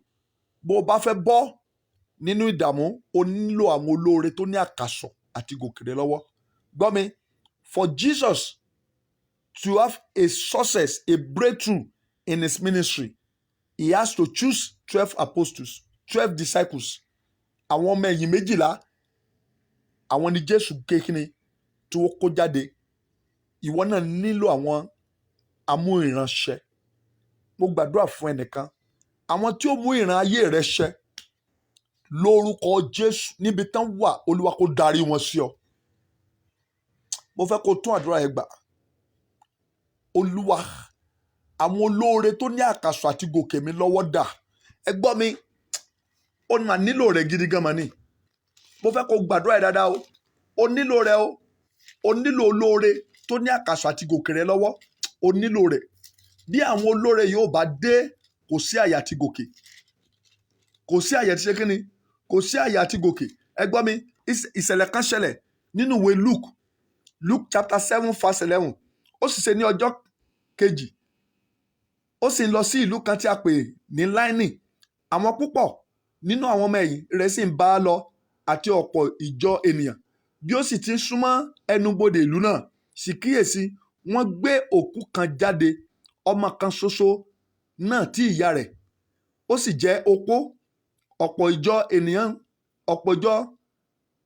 ènìyàn ìlú náà sì wà pẹ̀lú rẹ̀. Ẹ gbọ́ mi, ọ̀pọ̀lọpọ̀ ènìyàn nínú ìlú yẹn ló wà pẹ̀lú obìnrin tí a ń pè ní nání yìí, opó nání. Ṣùgbọ́n kò sí ẹni tó ní ọ̀nà àbáyọ sí ogun ayé rẹ̀ lọ́wọ́. Ọ̀pọ̀ ènìyàn kọ́ ló nílò nú ayé rẹ̀ o. Àwọn olóore tó ní àkàsọ̀ àti gòkè rẹ lọ́wọ́ ló nílò. Mo fẹ́ kó wo orí fóònù ẹ látòkè désàlẹ̀, sí ẹnìkan tó wà tó lè pè pé mo nílò 1 million tó dẹ̀ fún ọ. Mo nílò 2 million tó dẹ̀ fún ọ báyìí. Mo nílò 500,000 tó dẹ̀ lè fún ọ cash. Mo nílò 20,000 tó sì lè fún ọ cash. Bẹ́ẹ̀ ni, kì í ṣe ọ̀pọ̀ ènìyàn ló nílò, ṣùgbọ́n o nílò olóore tó lè fà ọ́ gòkè. O nílò àwọn ènìyàn tó ti gòkè tí ó mú kí ìwọ náà gòkè. O nílò àwọn ènìyàn tó ti ní àlàjá tí ó mú ìwọ náà ní àlàjá. O nílò àwọn ènìyàn tó ti dára fún tí ó mú kó dára fún ọ. Mo fẹ́ gbàdúrà fún ẹnìkan tí ó ṣàmì. Àwọn ènìyàn tí ọ̀rọ̀ wọn ti dayọ̀, tí ó mú kí ọ̀rọ̀ ayé rẹ̀ ó dayọ̀. Wọ́n jáde fọ́rọ̀ yẹn. Àwọn ènìyàn tó Olúwa ti gbé gòkè, tí ó mú kí àti gòkè rẹ̀ ó rọrùn, tí ó mú káwọn náà fọ́ gòkè. Àwọn ènìyàn tó Olúwa ti gbé gòkè, tí ó fa ìwọ náà gòkè, lórúkọ Jésù, níbi tán wà lọ́wọ́lọ́wọ́, Olúwa kó rán wọn sí ọ. Bẹ́ẹ̀ ni, àwọn ènìyàn tí ọ̀nà ti là fún, bẹ́ẹ̀ ni, tí ó mú kí ọ̀nà ó là fún ìwọ náà, lórúkọ Jésù Kristi ti Násárẹ́tì, ẹ̀mí mímọ́ kó darí wọn sí ọ báyìí. Bẹ́ẹ̀ ni, ṣùgbọ́n kí ló ṣẹlẹ̀ sí obìnrin opó Nání yìí? Ọ̀pọ̀ àwọn ènìyàn tọ̀ lẹ́yìn, àwọn ènìyàn tó ń bá sọkún ni. Gbọ́ mi, o nílò àwọn ènìyàn tó lè ràn ọ́ lọ́wọ́, kì í ṣe àwọn ènìyàn tí ó máa bọ́ kẹ́dùn pé èèyà ìwọ náà wà nínú ìdààmú yìí. Rárá, àwọn ènìyàn tó nílò kọ́ nìyẹn. Àwọn ènìyàn tó lè fọ́ ọ gòkè, àwọn ènìyàn tó lè dìde fún ìrànlọ́wọ́ rẹ ló nílò. Àwọn ènìyàn tó lè sọ fún ọ pé ó tán àbó kù, pé ṣé ohun tó nílò náà nìyẹn tó fi ń banújẹ́. Àwọn tó nílò nìyẹn. Gbọ́ mi, kí ló ń tó ṣẹlẹ̀? Thank you Jesus. Ẹnìkan ń gbọ́ mi lọ́wọ́lọ́wọ́. Ìkóríta ẹkún tó wà, Olúwa ní kí n sọ fún ọ kó ń sọ̀rọ̀ rẹ dayọ̀. Bẹ́ẹ̀ ni, inú ogun tó wà yẹn tó ń rò pé báwo ló ṣe fẹ́ bọ́ nínú rẹ̀. Bẹ́ẹ̀ ni, Olúwa ní kí n sọ fún ọ wípé òun Ọlọ́run ṣetán láti gbà ọ́ nínú rẹ̀. Bẹ́ẹ̀ ni, yes, thank you Jesus.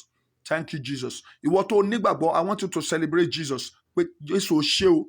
Yes, inú tó ń là kọjá yẹ agbára Ọlọ́run ṣetán. Ó ní kí n sọ fún ọ pé ó ràn ọ́ lọ́wọ́.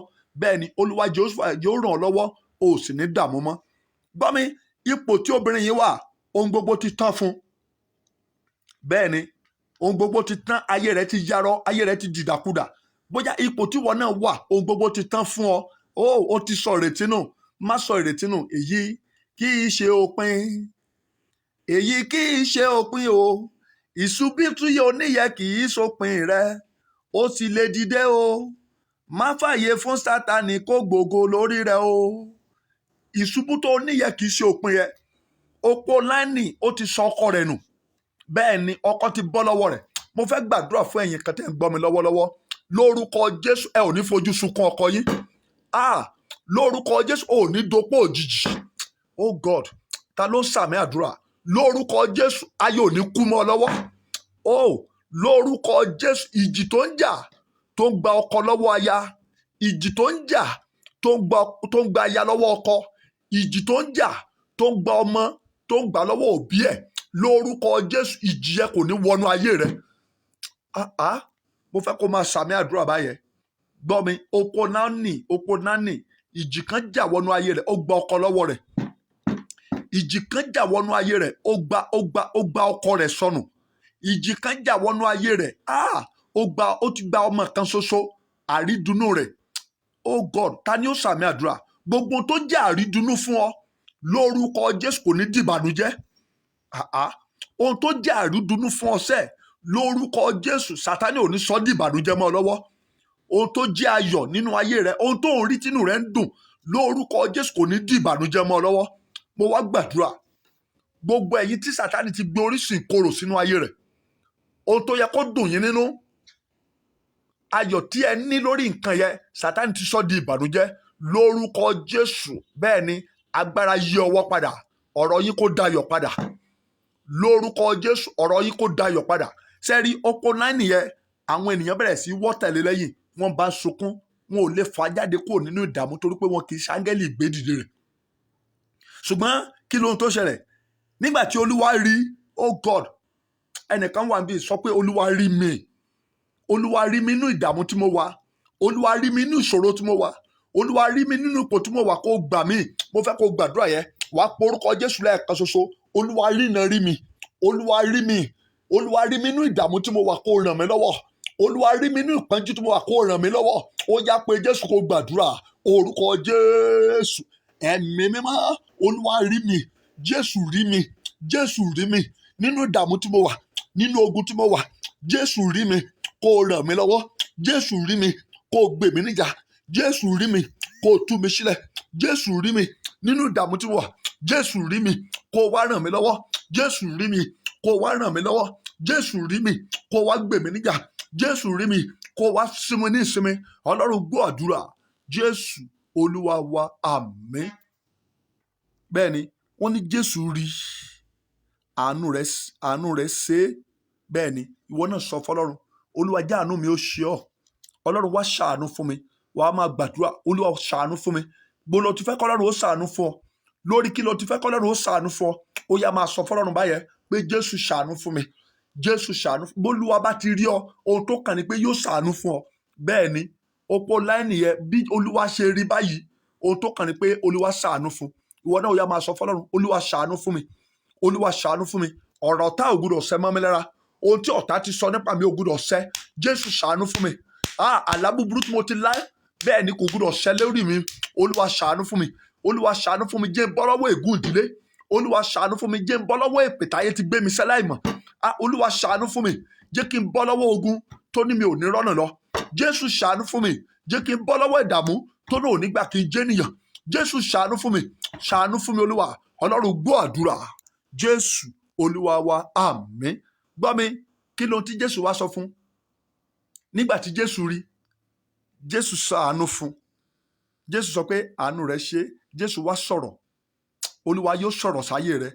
Ó ní sọ̀rọ̀, Olúwa mi sọ̀rọ̀, sọ̀rọ̀ kógo mi kó búyọ.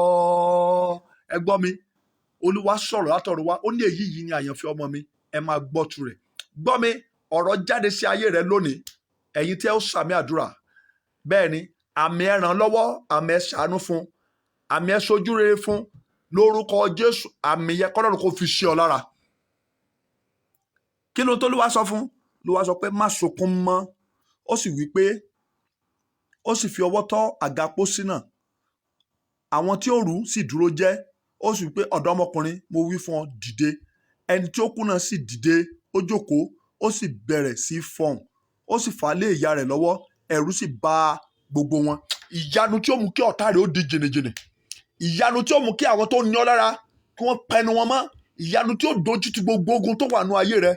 Lórúkọ Jésù, ó yá gba ìyanu náà. Lórúkọ Jésù, ó yá gba ìyanu. Mo fẹ́ kó gbàdúrà ẹ ní ìgbà kẹta. Bẹ́ẹ̀ ni, wàá máa sọ fún Ọlọ́run, olóore tó ní àkàsọ̀ àti dìde mi lọ́wọ́. Olóore tó ní àkàsọ̀ àti dìde mi lọ́wọ́. Níbo wá? Olóore tó ní àkàsọ̀ àti dìde mi lọ́wọ́ dà. Olúwa ní àkàsọ̀ àti dìde mi lọ́wọ́. Wọ́n yá máa gbàdúrà yẹn. Olóore tó ní àkàsọ̀ àti dìde mi lọ́wọ́. Olúwa pè jáde fún mi báyìí. Níbi tó wà, Olúwa pè jáde. Olóore tó ní àkàsọ̀ àti dìde mi lọ́wọ́. Lórúkọ Jésù, Olúwa pè jáde. Jésù pè jáde. Olóore tó ní àkàsọ̀ àti dìde mi lọ́wọ́. Olóore tó ní àkàsọ̀ àti jẹ́nìyàn mi lọ́wọ́. Lórúkọ Jésù, Olúwa pè jáde. Olúwa pè jáde. Olúwa pè jáde. Mo nílò rẹ̀ sẹ́ Olúwa. Olúwa pè jáde. Ọlọ́run gbọ́ àdúrà. Jésù Olúwa wa, àmín. Ó yá kọrin pẹ̀lú mi. Mo nílò ẹnìkan o, mo nílò ẹnìkan. Ẹnìkan pàtàkì tí yóò fa mí gòkè dáadáa. Mo nílò ẹnìkan, sọ bẹ́ẹ̀. Mo nílò ẹnìkan o, mo nílò ẹnìkan. Mo nílò ẹnìkan o, mo nílò ẹnìkan. Ẹnìkan pàtàkì tí yóò fa mí gòkè dáadáa. Mo nílò ẹnìkan. Áńgẹ́lì ìgbédìde rẹ nìyẹn o. Mo nílò ẹnìkan o, mo nílò ẹnìkan o. Ẹnìkan pàtàkì tí yóò fa mí gòkè dáadáa o.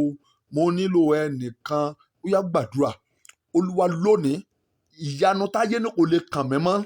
Olúwa ṣẹ́nu ayé mi lónìí. Bẹ́ẹ̀ ni, ìyanu tí ó ṣòro gbàgbọ́ fẹ́nìyàn. Ọlọ́run ṣẹ́nu ayé mi lónìí. Ẹ̀mẹ́mọ́ ṣẹ́nu ayé mi lónìí. Ẹ̀mẹ́mọ́ ṣẹ́nu ayé mi lónìí. Ìyanu tí ó ṣòro gbàgbọ́ fẹ́nìyàn. Lórúkọ Jésù, Ọlọ́run ṣẹ́nu ayé mi lónìí. Ìyanu tí ó ṣòro gbàgbọ́ fẹ́nìyàn. Olúwa ṣẹ́nu ayé mi lónìí. Ọlọ́run gbọ́ àdúrà. Jésù Olúwa wa, àmín. Gbogbo ẹ̀yin tí ẹ gbàdúrà yẹn pẹ̀lú mi, lórúkọ Jésù ẹ ó rí àánú gbà. Ipò tí ayé rẹ wà yẹn, lórúkọ Jésù wàá rí ìrànlọ́wọ́ gbà. Àdúrà tí a jọ gbà yìí, lórúkọ Jésù yóò gbà fún ọ. Láàárín òní sí ọjọ́ 7, ohun gbogbo tó ń retí kọ́lọ́run ó ṣe fún ọ. Lórúkọ Jésù wàá pè fún ẹ̀rí lórí ẹ̀. Bẹ́ẹ̀ ni, Ọlọ́run ìpè mi yóò yanjú ẹ̀ fún ọ. Ọlọ́run ìpè Àpọ́sítélì Adélé Babalọ́lá yóò yanjú ẹ̀ fún ọ. Ọlọ́run ìpè David Ọlálẹ̀ Babájídé yóò yanjú ẹ̀ fún ọ. Ọlọ́run ìpè Ọlákìtá Mákàjọ́lá Adékàyè yóò yanjú ẹ̀ fún ọ. Ohun gbogbo tó ń wojú Ọlọ́run fún, lórúkọ Jésù ẹ̀mẹ́mọ́ yóò yanjú ẹ̀ fún ọ. Gbogbo ìkórìtà tí ayé ti ń fún ọ lójú, bẹ́ẹ̀ ni, lórúkọ Jésù lónìí Olúwa yóò tú ọ sílẹ̀. Fún ìtúsílẹ̀ ayé rẹ lónìí, Olúwa yóò dìde ìgbéníjà. Lórúkọ Jésù, Olúwa yóò dìde ìgbéníjà. Gbogbo àwọn tó ń pọ́n ayé rẹ lójú pátá, ọwọ́ ìbínú Ọlọ́run yóò lù wọ́n bolẹ̀. Gbogbo ẹ̀yin tí a dí ọ̀nà mọ́, gbogbo ẹ̀yin tí a dí ọ̀nà mọ́, gbogbo ẹ̀yin tí òkùnkùn dí ọ̀nà mọ́, lórúkọ Jésù Kristi ti Násárẹ́tì, lónìí ẹ̀mẹ́mọ́ kó lànà fún yín. Gbogbo ọ̀nà tí ayé dí mọ́ yín, ọ̀nà yẹn kó bẹ̀rẹ̀ sí là báyìí.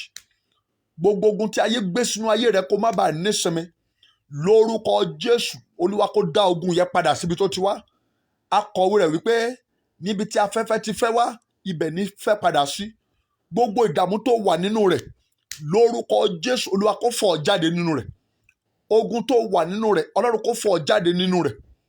Mo wá gbàdúrà ọ̀nà tó yẹ kó ti là fún ọ látọjọ́ tó ti pẹ́ tí àwọn tó dààmú rẹ̀ ò jẹ́ kọ́nà yẹn ó là, lórúkọ Jésù ọ̀nà yẹn kó là fún ọ báyìí.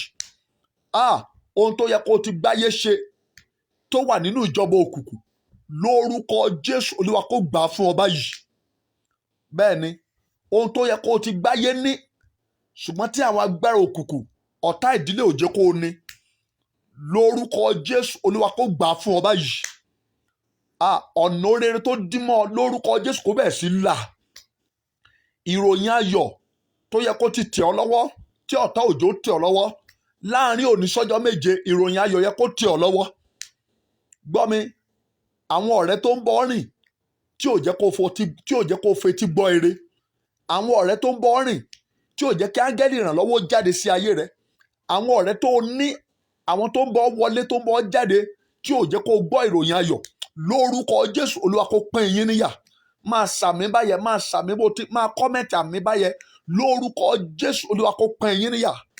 Bẹ́ẹ̀ ni àwọn tó ṣe alátakò ire ayé rẹ, àwọn tó dìde tó ń ṣe alátakò ohun tó yẹ kó ti jẹ́ láyé, ibi gíga tó yẹ kó ti dé, àwọn ènìyàn tó ń ṣe alátakò rẹ̀ lórúkọ Jésù lónìí Olúwa kó gbá wọn wọlẹ̀. Olúwa kó dìde ìrànlọ́wọ́ fún ọ lórúkọ Jésù. Kó rí ìgbènijà ńlá. Gbogbo ogun tí ń jà lójú oorun lójú àlá, ogun yẹ kó wọlẹ̀ lónìí. Bẹ́ẹ̀ ni àjẹ́ tí ń ní ọ lára lójú oorun, èmèrè tí ń ní ọ lára lójú oorun, alágbára òkùnkùn ayé, iṣẹ́ ọ̀tá tán fi ń pọ́n lójú oorun, mo lo agbára Ọlọ́run alààyè tó borí gbogbo agbára lórúkọ Jésù. Látòní lọ Olúwa kó gbàgbà lọ́wọ́ wọn, kó dòmìnira, kó rí àánú gbà. Gbogbo ibi tó ti rí ìdààmú pátápátá látòní lọ, ó yá ìdààmú yẹ kó dópin. Bẹ́ẹ̀ ni ìdààmú yẹ kó dópin.